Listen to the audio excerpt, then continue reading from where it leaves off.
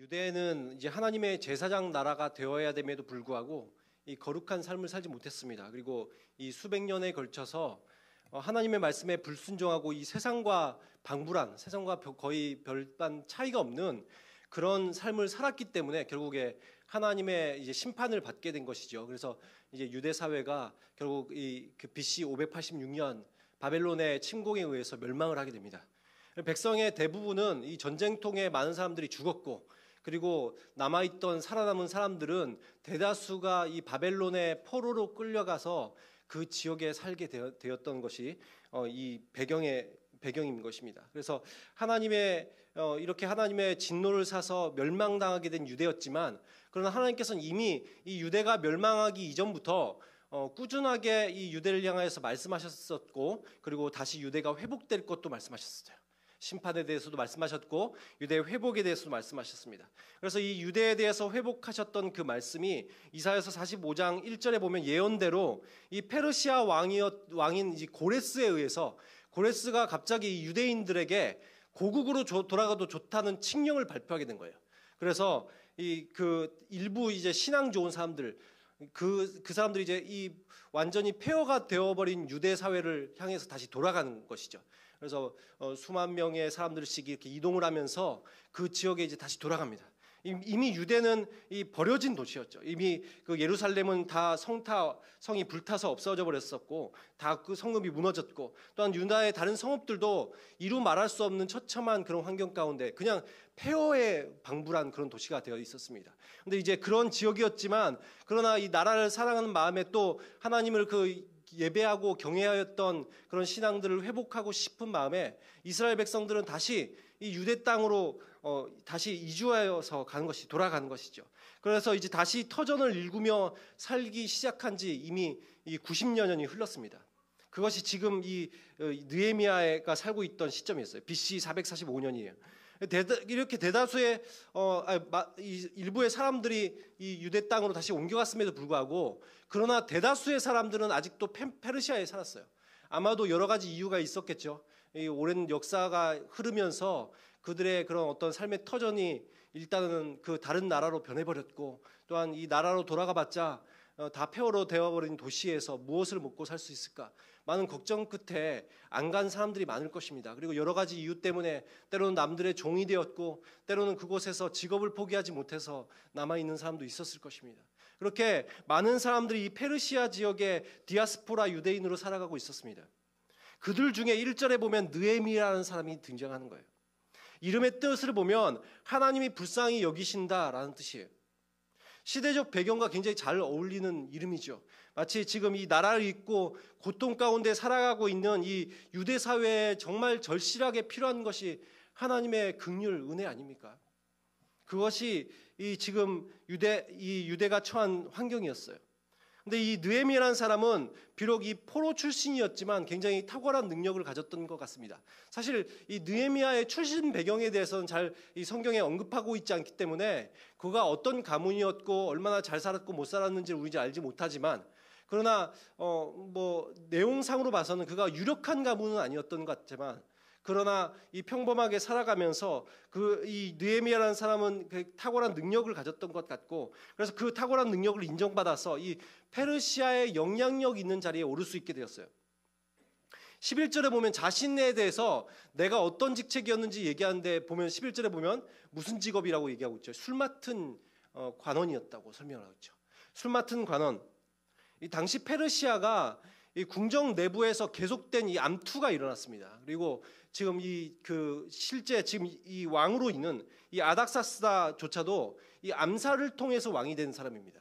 그렇기 때문에 지금 이 정치적 어떤 페르시아의 내부 상황이 별로 좋지가 않죠. 그래서 계속해서 이런 암투가 있고 서로 이제 왕이 언제 죽임을 당할지 모르는 그런 불안함 속에서 이 술 맡은 관원이라는 이 직책은 이 왕의 그런 술을 마시기 전에 자신이 먼저 마셔보고, 또한 음식들이 문제가 없는지를 관할하고, 또한 왕의 침실까지 맡아보는 굉장히 중요한 직책이죠. 그래서 이런 직책을 아무한테나 맡길 리가 없죠. 정말 신이 두텁고 이 사람은 나를 위해서 죽어줄 수도 있다, 나를 절대로 해하지 않을 것이다, 이런 확신이 들지 않는 이상은 이 술 맡은 관원을 시킬 수가 없는 거예요.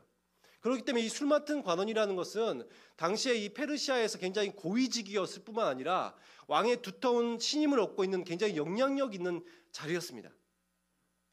이제 그런 자리에 이제 느헤미야가 있었다는 것 자체도 굉장히 큰 은혜죠. 이방인으로서 이런 페르시아 대제국의 그런 술 맡은 관원으로 있을 수 있었다. 근데 지금 이 시점이 페르시아 정부가 이 수산궁, 오늘 보면 수산궁이 나오죠. 이 수산궁은 페르시아에 그 4개의 수도가 있습니다. 근데 그 4개의 수도 중에 한 개의 수도예요. 이 아닥사스다가 이 겨울에는 이 수산궁에서 머물렀습니다. 그리고 이 계절에 따라서 때로는 때에 따라서 이제 수도를 이제 옮겨 다니는데 이 겨울궁에 속하는 것이죠. 겨울에 머무르는 궁전이 수산에 있었습니다. 수산궁이었습니다. 근데 어느 날 2절에 보니까 자기의 친동생인 하나니가 찾아온 거예요. 두어 사람과 함께 유대로부터 찾아왔습니다. 이게 약 900km 이상 떨어진 거리에 있죠. 거기서 이제 유대에서 먼 길을 떠나서 뭐 그 정도 거리면 뭐 한두 달 이상 걸리는 거리 아니겠습니까? 당시에 어떤 그런 이동 수단으로 봤을 때 그런 먼 길을 찾아서 지금 유대로부터 온 거예요. 그래서 이 하나니는 지금 그 느헤미야의 동생입니다. 근데 보니까 하나니는 어디 있어요? 유대에 살고 있고 지금 느헤미야는 페르시아에 머물고 있죠. 근데 아마도 이 하나니는 이 포로 기환이 있었을 때 1차, 2차 포로 기환, 3차 포로 기환까지 이제 보면 있는데 이 2차 포로 기환 정도에 아마 이 유대로 돌아가지 않았을까라고 추정을 하고 있습니다. 그래서 이 유대 땅으로 아마도 간 것 같고, 그러나 느헤미야는 아마도 자기의 직업적 특색상 이 페르시아의 어떤 관직에 오르게 되면서 아마 자기의 고국으로 돌아갈 어떤 기회가 없었지 않았을까 라고 생각해 볼 수 있을 것 같습니다. 아무튼 이렇게 하나니는 멀리서부터 이제 유대로부터 지금 느헤미야를 만나기 위해서 찾아온 것이죠. 근데 여러분, 우리나라도 예전에 과거에 이 일제 치하에 있었지 않습니까? 100년 정도 전에 일본의 치하에 있으면서 이 먼 그 우리나라도 이 뿔뿔이 흩어진 마치 이 디아스포라 유대인들처럼 우리나라도 때로는 이 만주로, 때로는 저 일본으로, 때로는 미국으로 온갖 이 세상으로 퍼져 나갔던 그런 동족들이 있지 않습니까? 그렇죠? 그래서 그 사람들도 이 먼 이국 땅에 있으면서 얼마나 이 나라에 대한 그 간절한 마음과 애국심이 불타올랐습니까?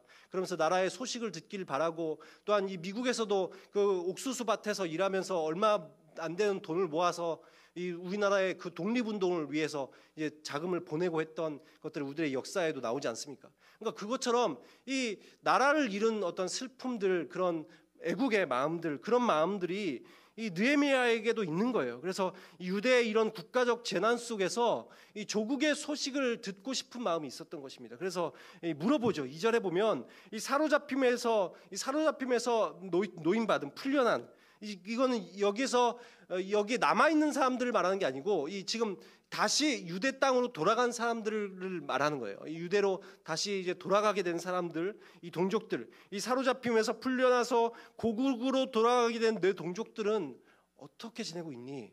이렇게 물어보는 것이죠. 그들의 형편을 물어보니 얼마나 이 동족들이, 나는 여기에 멀리 와서 이 페르시아라는 나라에서 살아야 되지만 내 동족들, 내 가족들, 내 동족들은 정말 거기서 잘 살고 있다. 여러분, 이 말을 듣는 것이 얼마나 큰 행복이겠습니까? 그런데 그런 소식을 들었으면 좋겠는데 이 하나니가 하는 말이 이렇게 얘기하는 거예요. 큰 이 동족이, 이스라엘 사람, 유대 사람들이 큰 환난을 당하고 능욕을 받고 있다는 거예요. 이 귀환한 동족의 그 유대 사람들이 실제로 뭐 숫자도 많지 않았지만 또 이 가진 것이 없고 약하다 보니까 이 주변국들이 가만히 있지 않는 거예요. 자꾸 이 괴롭힙니다. 게다가 예루살렘은 성은 허물어졌고 성벽은 불타버렸다고 얘기하고 있어요. 이미 유대가 멸망할 때 이 성벽은 이미 허물어졌었죠. 사실 성전도 불타버렸고 성벽도 이 전쟁통에 이 수많은 그 무기들과 이 발세차, 파사차로 얼마나 성벽을 때려 부쉈겠습니까? 그렇게 하면서 많이 무너져 버렸지만, 그러나 또 140년이라는 세월이 지금 흐른 뒤거든요.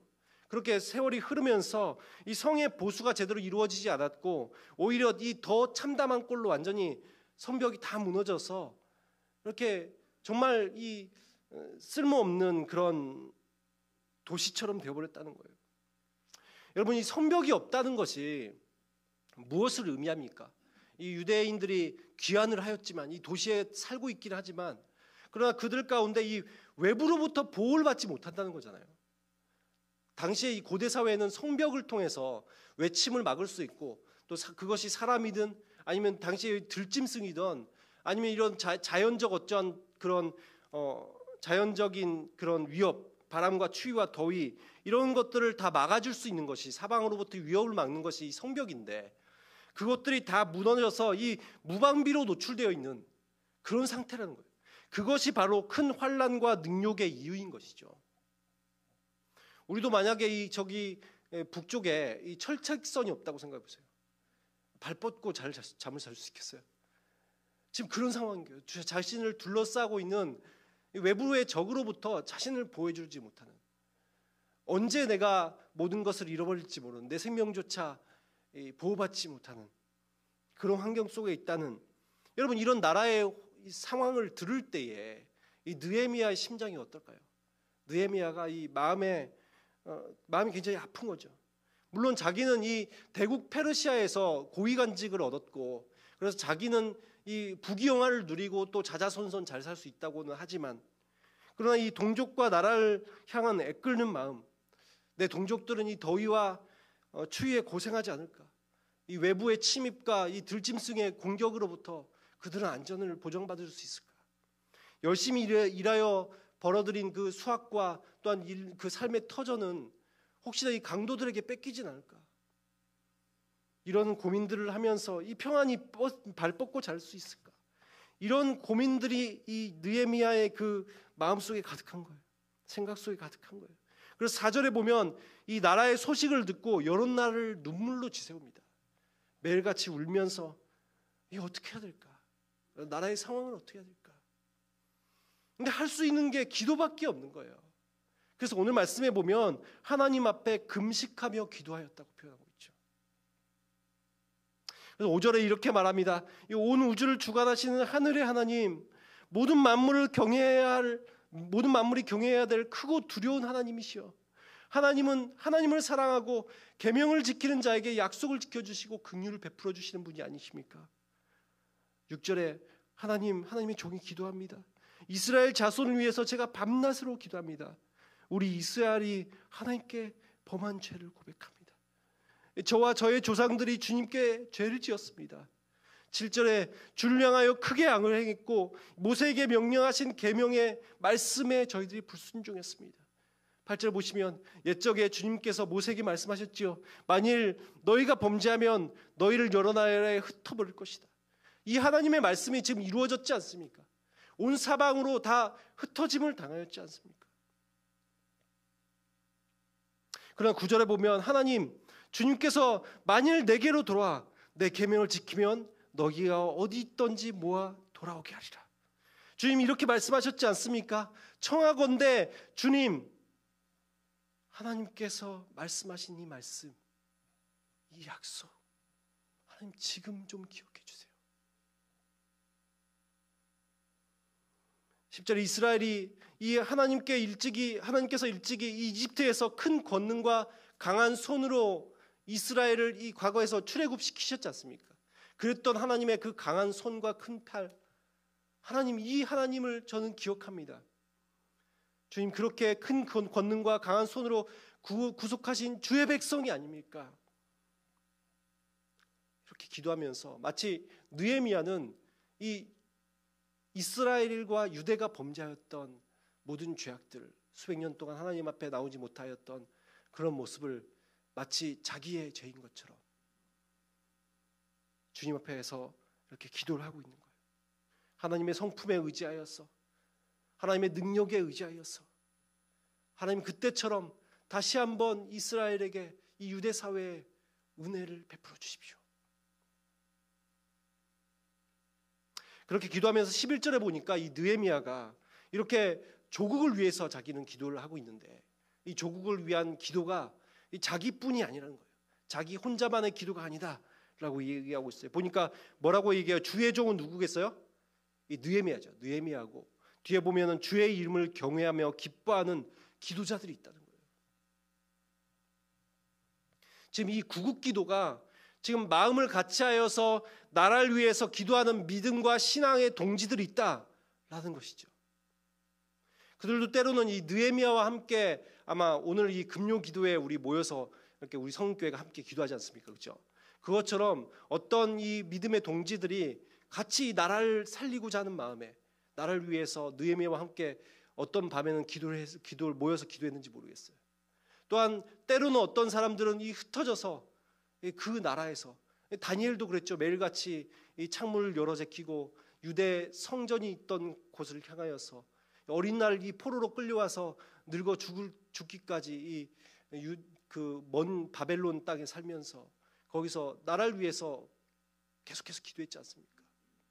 그런 기도자들, 이렇게 나라를 위해서 기도하는 사람들이 이 나라에 흩어진 그 나라에서도 늘 있었다. 지금 이것을 얘기하는 것이죠. 때로는 자기와 함께 모여서 기도했을 것이고, 때로는 각자 흩어진 나라와 처소에서 이 이스라엘 신앙과 국가적 회복을 위해서 기도한 사람들이 많이 있다는 거예요.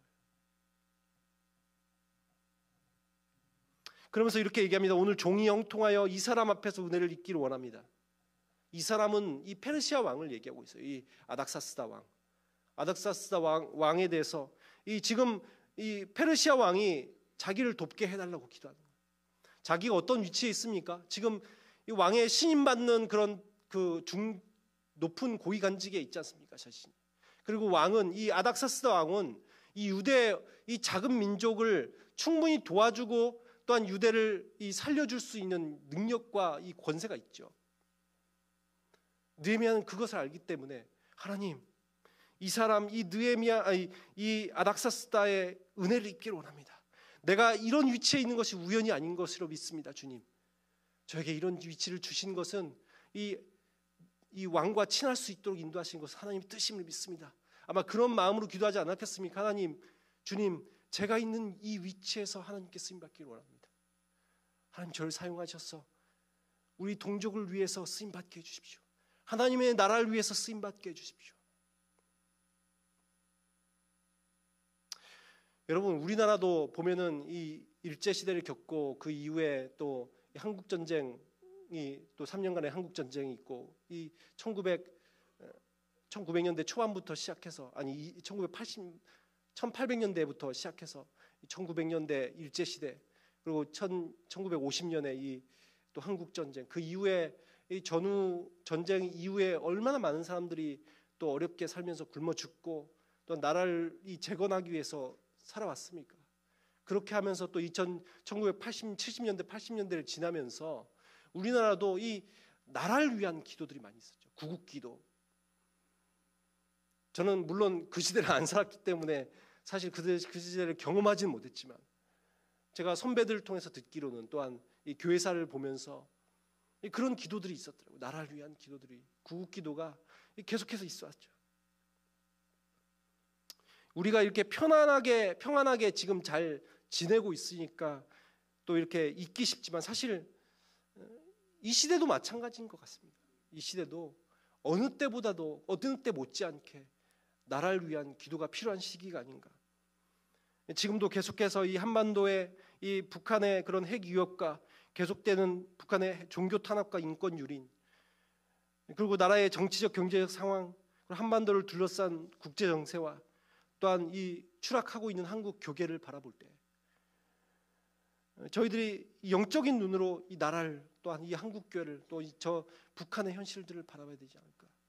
그러면서 이 세상에 사로잡혀서 살아가는 이 어둠의 권세 가운데 살아가는 이 나라를 위해서 이 동족을 향한 눈물의 기도가 회복되어야 되지 않을까. 이 말씀을 통해서 보게 되는 것입니다. 마치 이 과거의 일제시대 때 이 독립 투사들이 얼마나 이 나라를 되찾기 위해서 목숨을 걸고 쌌습니까? 그런 것처럼 이 영적인 의미에서 우리도 지금도 이 나라의 많은 사람들이 이 하나님 나라를 잃은 채 살아가고 있지 않습니까? 하나님 나라를 잃어버리고 이 세상의 종노릇하면서 살고 있는 이 세상을 바라보면서 이 공중 권세자분자 사탄과 이 어둠의 권세를 향해서 영적 투쟁의 기도가 있어야 되지 않을까. 또한 저희들도 이 느헤미야가 이 왕을 위해서 기도하였던 것처럼 저희들도 이 위정자들을 위해서 기도해야 되는 것이죠. 이 지금 문재인 대통령도 마찬가지고 이 북한의 저 북녘 땅의 통치자 김정은도 마찬가지. 이 한 명의 어떠한 그 정치적인 그 영향력이라는 것이 이 우리나라의 어떠한 운명을 좌지우지할 수 있는 위치가 아닙니까? 때로는 이 평화의 문제와 이 통일의 문제와 또한 이 복음화의 문제들이 그런 위정자의 손에 어찌 보면 있는데 그들을 위해서 하나님 저들의 은혜를 입기를 원합니다. 저들의 생각을 돌이켜 주시기 원합니다. 저들의 통치 방식이 바로 서기를 원합니다. 주님, 오늘 종이 형통하여 이 사람 앞에서, 이 사람 문재인, 이 사람 김정은 앞에서 은혜 입기를 원합니다. 이런 마음으로 우리들이 정말 이 하나님을 사랑하고 또한 이 애국 애민 나라와 이웃을 사랑하는 자들의 기도를 하나님께서 들으신다는 것들을 우리들이 기억하면서 오늘 이 시간 특별히 우리들이 많은 기도 제목들이 있지만 그러나 오늘 이 말씀을 보면서 우리도 이 나라를 위해서 이 구국 기도, 나라를 위한 기도, 다시 그런 기도를 회복할 수 있는 그런 오늘 밤이 되었으면 좋겠습니다. 이 시간 찬양 드리시고 기도하도록 하겠습니다.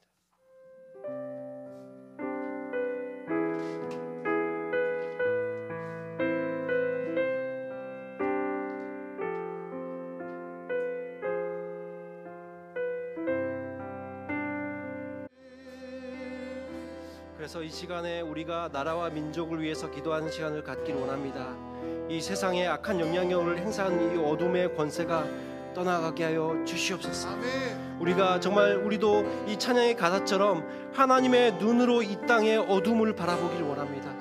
이 세상의 어둠의 권세 아래 사로잡힌 바 되어 살아가는 우리 민족과 나라를 위해서 기도하였으면 좋겠습니다. 이 땅에 정의와 공의가 하수같이 흐르는 나라가 되어줄 수 있도록 인도하여 주시옵소서. 아멘. 정치와 경제와 문화와 종교와 교육과 언론과 예술과 과학 모든 영역 가운데 성경적 원칙이 시행되는 나라가 되어줄 수 있도록 아멘. 인도하여 주시옵소서. 아멘. 그런 마음으로 이 나라를 위해서 이 모든 권세가 어둠의 권세가 떠나가고 이 땅이 하나님의 나라가 이루어질 수 있도록 인도하여 주시옵소서. 아멘. 그런 마음으로 한국을 위해서 이 조국을 위해서 다 함께 주여 한번 외치고 기도합니다. 주여!